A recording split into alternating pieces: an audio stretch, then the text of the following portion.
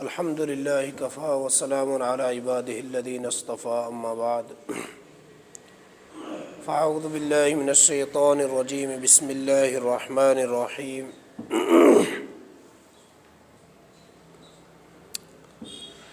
الا تنصروه فقد نصره اللہ اذ اخرجہ الذین کفروا ثانی اثنین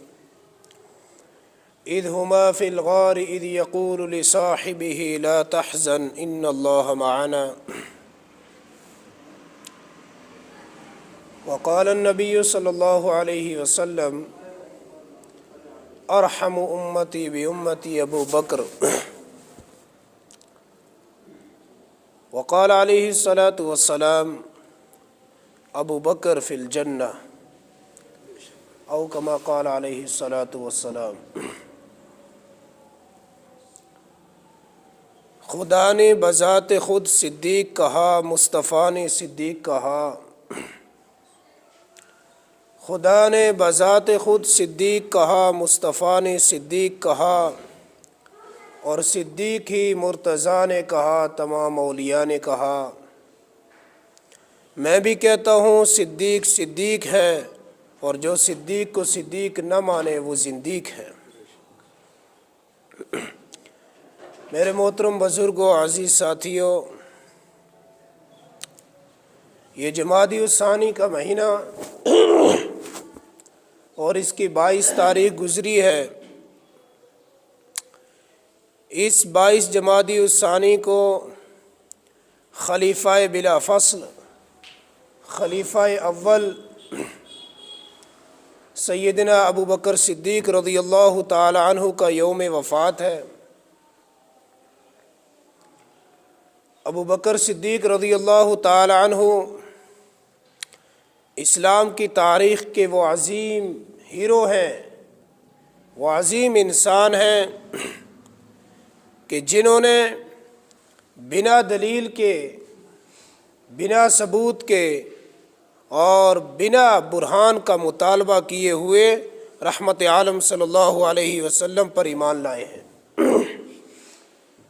اور پھر صدیق اکبر وہ ذات ہیں کہ رحمت عالم صلی اللہ علیہ وسلم فرماتے ہیں کہ جتنے لوگوں نے میرے اوپر احسانات کیے،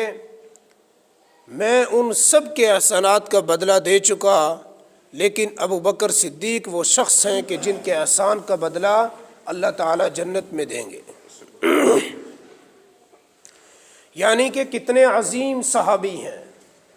اور پوری امت کا اتفاق ہے کہ انبیاء علیہم الصلاۃ والسلام کے بعد ساری انسانیت میں، ساری کائنات میں سب سے افضل اگر کوئی شخص ہے تو وہ ابو بکر صدیق رضی اللہ تعالی عنہ کی ذات ہے۔ کیوں؟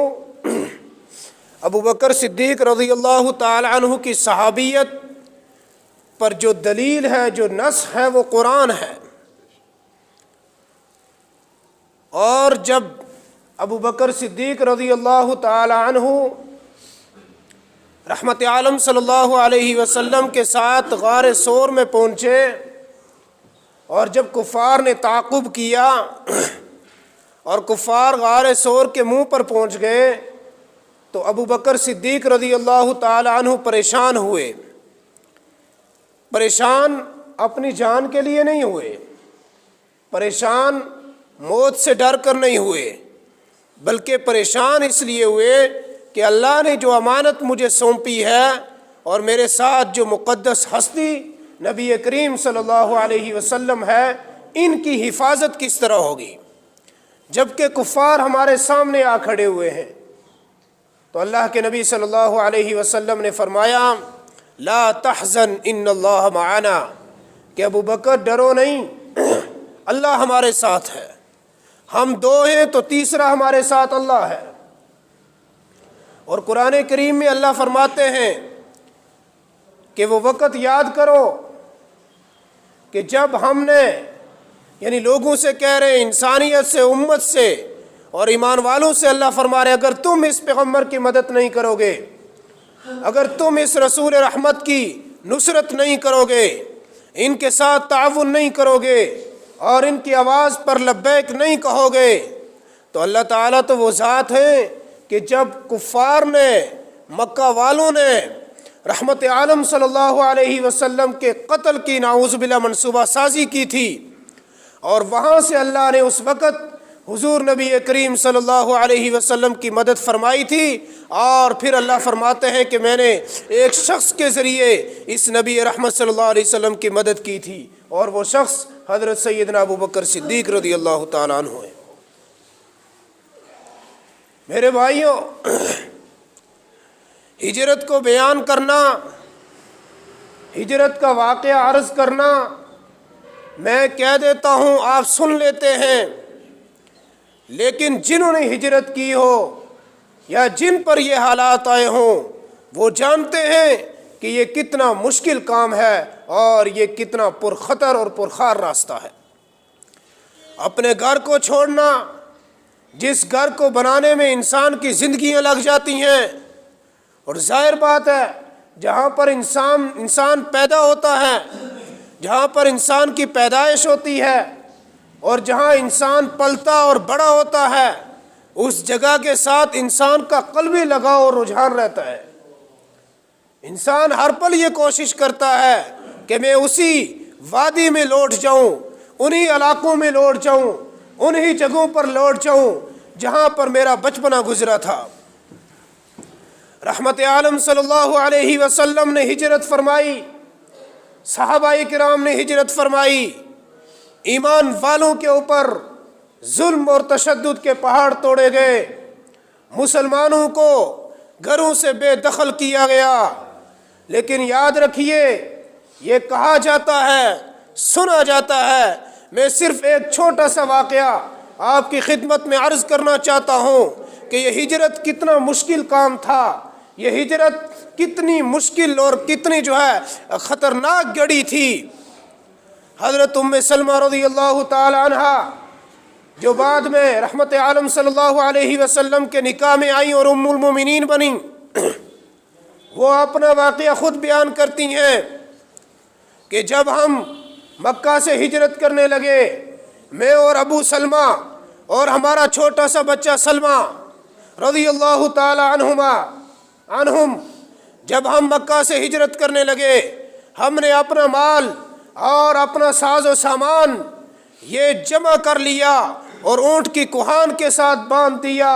اور باندھ کر کے ہم نکلنے لگے۔ اچانک خبر ہو گئی میرے مائکے والوں کو،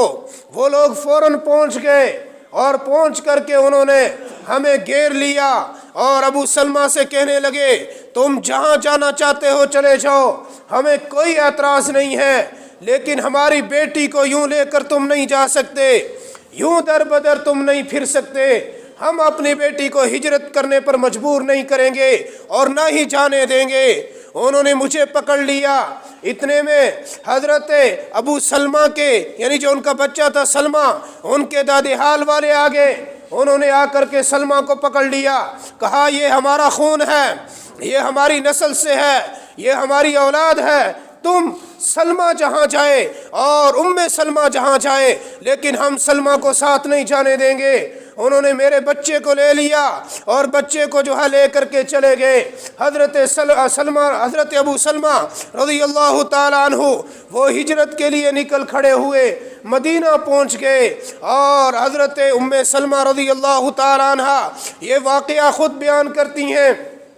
اور کہتی ہیں کہ جس جگہ کے اوپر ہمیں جدا کیا گیا تھا، جس جگہ کے اوپر ہمیں علیحدہ کیا گیا تھا، 1 سال کی مدت کا عرصہ گزر گیا، میرا بچہ کہیں ہے، حضرت ابو سلمہ کہیں ہے، اور میں کہیں پر رو رہی ہوں، اور کن حالات نے ہمیں آ گھیرا ہے، کس قسم کی مشکلات ہمارے اوپر آ ٹوٹی ہیں کہ میں بچے کو یاد کر کے روتی تھی، اور ایک ایک دن سکڑ سکڑ کر کے اور دکھ اور تکلیف اور آہ و زاری کے ساتھ گزارتی تھی۔ حضرت ام سلمہ رضی اللہ تعالیٰ عنہ فرماتی ہیں کہ 1 سال کا طویل عرصہ گزر گیا، میں اس جگہ کے اوپر جاتی تھی جہاں پر ہمیں جدا کر دیا گیا۔ میرے بھائیوں ذرا تصور تو کرو، ذرا سوچو تو صحیح، اگر ہمارے ساتھ یہ حالات پیش آ جائیں تو ہمارا کیا حال ہوگا، ہم کیا کر سکیں گے۔ حضرت ام سلمہ فرماتی ہیں جس جگہ کے اوپر ہمیں جدا کر دیا گیا میں وہاں جا کر کے بیٹھ کر کے روتی تھی اور رو دو کر کے واپس آ جاتی تھی۔ پورا 1 سال کا عرصہ گزر گیا۔ اس کے بعد میرے چچیرے بھائی ان کو تھوڑا رحم آیا اور اس نے ہمارے خاندان والوں کو بلایا اور بلا کر کے کہا کہ تم کیوں اس مجبور اور لاچار اور بے کس عورت کے اوپر ظلم کرتے ہو، اسے جانے کیوں نہیں دیتے، اسے جانے دو اپنے خاوند کے پاس۔ چنانچہ اللہ نے ان کے دلوں میں رحم ڈالا، انہوں نے جانے کی اجازت دے دی۔ ادھر سے حضرت سلمہ کے جو ہے دادی حال والے انہوں نے بھی ان بچے کو لا کر کے حضرت ام سلمہ کے سپرد کر دیا۔ فرماتی ہیں کہ 500 کلومیٹر کا طویل راستہ تھا، اتنا لمبا راستہ میرے ساتھ جانے کے لیے کوئی تیار نہیں ہوا۔ میں اور سلمہ چھوٹا سا بچہ اونٹنی کے اوپر بیٹھ کر کے اس 500 کلومیٹر کا سفر کرنے کے لیے تیار ہو گئے، چونکہ ہمارے پاس آپشن کوئی نہیں تھا، ہمارے پاس چارہ کوئی نہیں تھا۔ چنانچہ فرماتی ہیں کوئی آدمی ساتھ جانے کے لیے تیار نہیں ہوا، لیکن میرے بھائیوں ظلم تھا، جبر تھا، تشدد تھا، حالات خراب تھے، اسلام کے دشمن موجود تھے، رسول اللہ کے باغی موجود تھے، قرآن و سنت کے دشمن موجود تھے، لیکن یاد رکھیے عزتیں اس وقت بھی محفوظ تھیں، عزتیں اس وقت بھی حفاظت میں تھیں۔ بے شک وہ لوگ ظالم تھے، بے شک جابر تھے، لیکن کسی کی بہن اور بیٹی کی عزت کے اوپر ڈاکہ ڈالنے والوں میں سے نہیں تھے، کسی کی بہن اور بیٹی کی عزت لوٹنے والوں میں سے نہیں تھے، کسی کی بہن بیٹی کی عزت کو تار تار کرنے والے نہیں تھے۔ اگر ایسے حالات ہوتے تو حضرت سلمہ اکیلے 500 کلومیٹر کا سفر کبھی بھی نہ کرتی۔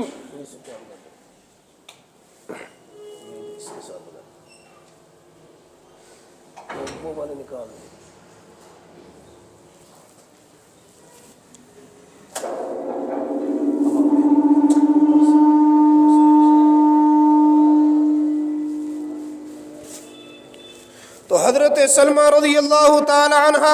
کبھی بھی جو ہے یہ لمبا سفر نہیں کرتی، لیکن ان سے لوگوں نے ظلم تو کیا، اسلام کی مخالفت تو کی، قرآن و سنت کے نظام کے دشمنی تو کی، لیکن بیٹیوں اور بہنوں کی عزت کا اس وقت بھی تحفظ تھا۔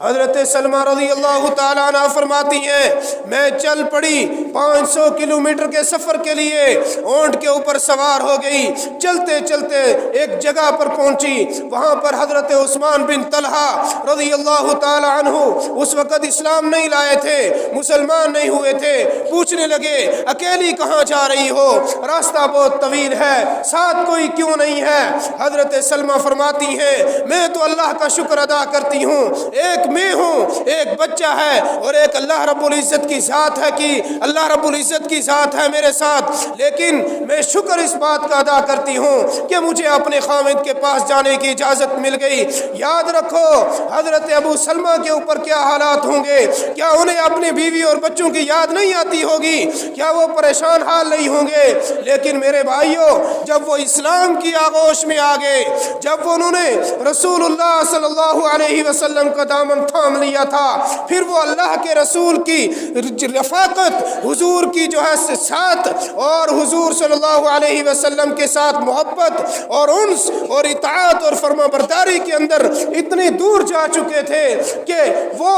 آزادانہ طور پر جو عبادت انہیں نصیب ہو رہی تھی انہوں نے ان ساری چیزوں کو قربان کر دیا تھا، گویا کہ ان کے ہاں غم کوئی غم چیز ہی نہیں تھی۔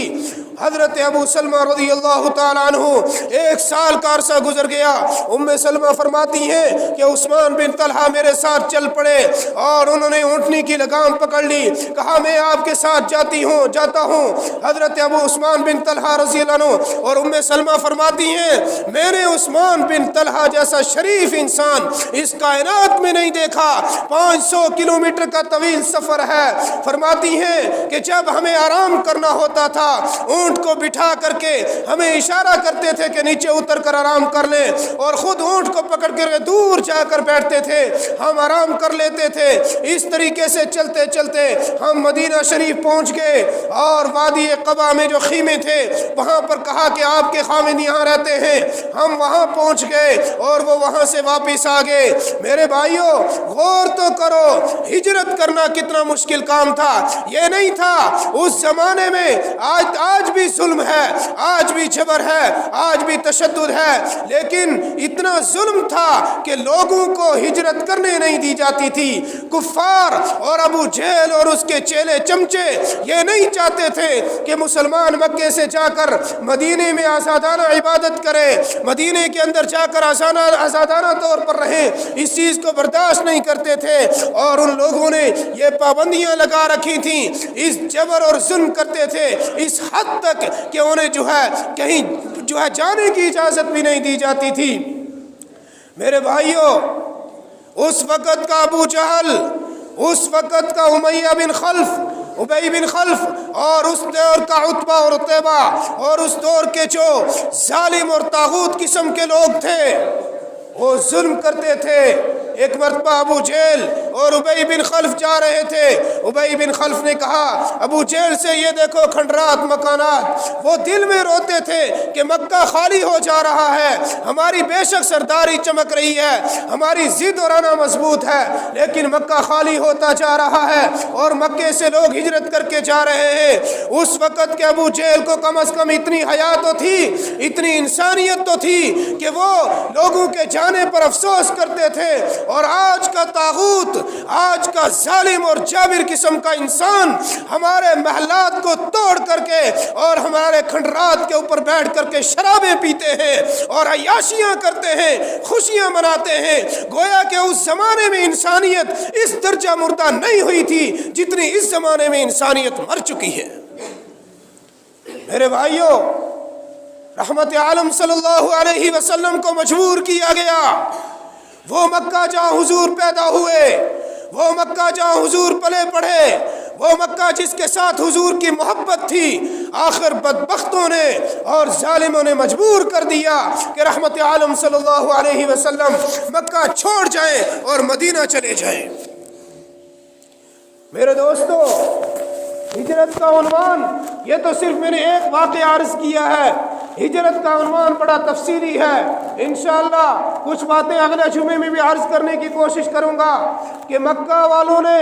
اور انہوں نے جو دار الندوہ کے اندر میٹنگ کی کہ مسلمان یہاں سے بھاگ رہے ہیں، حضرت ابوبکر صدیق، محمد الرسول اللہ صلی اللہ علیہ وسلم، حضرت علی المرتضیٰ رضی اللہ تعالی عنہ، اور کچھ وہ مجبور اور بے کس مسلمانوں کے علاوہ اکثر مسلمان مکہ چھوڑ چکے تھے اس وقت، اور جب کفار نے دار الندوہ کے اندر میٹنگ کی اور کہا کہ اس نبی رحمت کا، اس محسن انسانیت کا، وہ نبی جو انسانیت کے لیے روشنی لے کر کے آیا تھا، وہ نبی جو انسانیت کے لیے نور ہدایت بن کر آیا تھا، وہ پیغمبر جو مردوں کے لیے مسیحا تھا، وہ پیغمبر جو یتیموں اور بیواؤں کے لیے سہارا تھا، وہ پیغمبر جو بے کسوں کی آس تھا، وہ پیغمبر جو پریشان حال لوگوں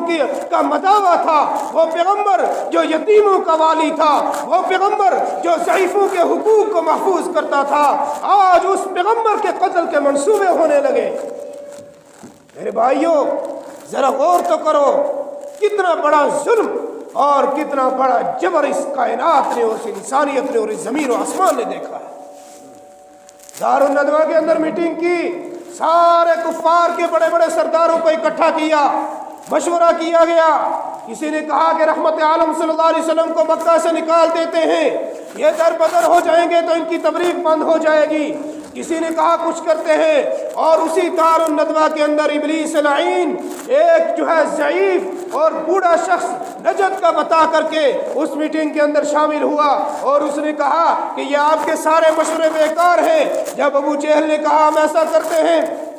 کہ ہر قبیلے کا ایک سردار منتخب کرتے ہیں اور سارے قبیلے کا ایک ایک شخص آ کر کے رات کو رحمت عالم صلی اللہ علیہ وسلم کا گھر کا گراؤ کریں اور الیاذ باللہ حضور صلی اللہ علیہ وسلم کو قتل کر دیں۔ جب ان کی یہ بل پاس ہو گیا، یہ دار الندوہ یعنی پارلیمنٹ کے اندر جب ان کا یہ بل پاس ہوا اور سب نے اس کے اوپر لبیک کہا کہ محمد رسول اللہ صلی اللہ علیہ وسلم کے قبیلے والے ہر قبیلے سے جنگ تو نہیں کر سکیں گے اور اس طریقے سے ہم محفوظ ہو جائیں گے۔ چنانچہ ان کی میٹنگ کامیاب ہوئی اور ان ظالموں نے کم از کم 16 سے 17 آدمیوں نے آ کر کے رحمت عالم صلی اللہ علیہ وسلم کے گھر کا گھیراؤ کر لیا اور سازش کرنے لگے، یہ پلاننگ کر لی کہ جب رحمت عالم صلی اللہ علیہ وسلم نماز کے لیے باہر نکلیں گے ہم انہیں قتل کر دیں گے۔ لیکن یاد رکھو وہ اندر بھی تو جا سکتے تھے، جو باہر انتظار کر رہے تھے اندر بھی جا سکتے تھے، لیکن انسانیت اس درجہ بھی مری نہیں تھی کہ اندر ماں بہن بیٹیوں کی عزت تھی، اس لیے انہوں نے اندر گھسنے کی جسارت نہیں کی، چونکہ وہ بے حیا تو تھے، بزدل تو تھے، دشمن اسلام تو تھے، لیکن آج جیسے انسانیت کے کو شرمسار کرنے والوں کی طرح بے غیرت نہیں تھے،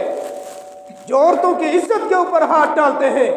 جو عورتوں کی عزت کو نوچ کھانا چاہتے ہیں، جو مغربیت کی تہذیب کو اپنا کر کے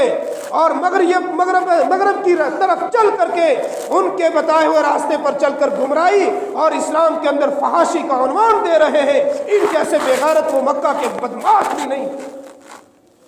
میرے دوستو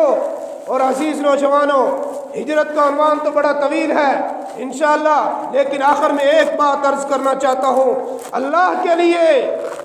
کے لیے اپنی ماں بہن بیٹیوں کو عزت کی نگاہ سے دیکھو،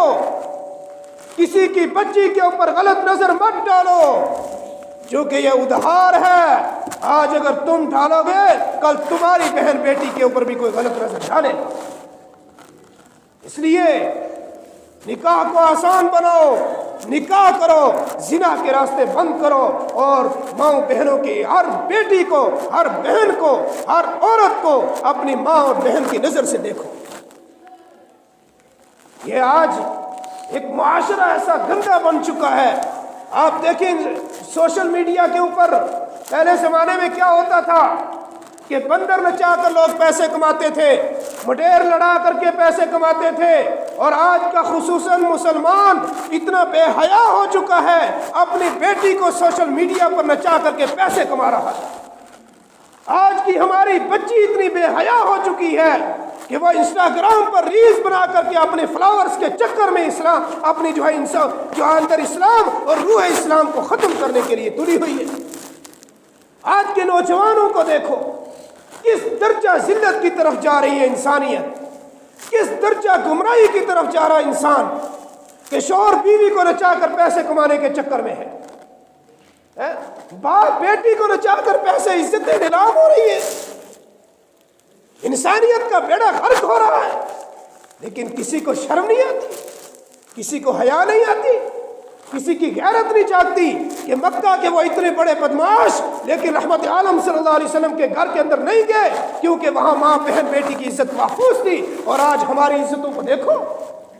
عزتوں کے جنازے نکلے جا رہے ہیں۔ اس لیے نوجوانوں سے خصوصاً پیغام ہے، اللہ کے لیے میوزک کو روکو، اللہ کے لیے میری ماں بہن بیٹیوں کی عزت کو تار تار مت کرو، اور اپنی جو ہے مسلمانی جو چہرہ ہے اس چہرے کو سوشل میڈیا پر گندے طریقے سے ظاہر مت کرو۔ آپ حلال طریقے سے کمائیں، کوئی منع نہیں کرتا ہے، لیکن جس راستے پر ہماری نوجوان نسل جا رہی ہے ان قریب یہ گمراہی کا اور جہالت کا اور جہنم کا راستہ ہے۔ اللہ تعالیٰ سے دعا کریں اللہ مجھے اور آپ کو کہنے سننے سے زیادہ عمل کرنے کی توفیق نصیب فرمائے۔ اگر میری زبان سے کوئی ایسا لفظ نکلا ہو جو شریعت کے خلاف تھا، میں اللہ سے معافی کا طلبگار ہوں، اور اگر آپ کوئی ایسا لفظ جو آپ کے دلوں پر ناگوار گزرا ہو آپ سے معافی کا طلبگار ہوں۔ وآخر دعوانا ان الحمد للہ رب العالمین۔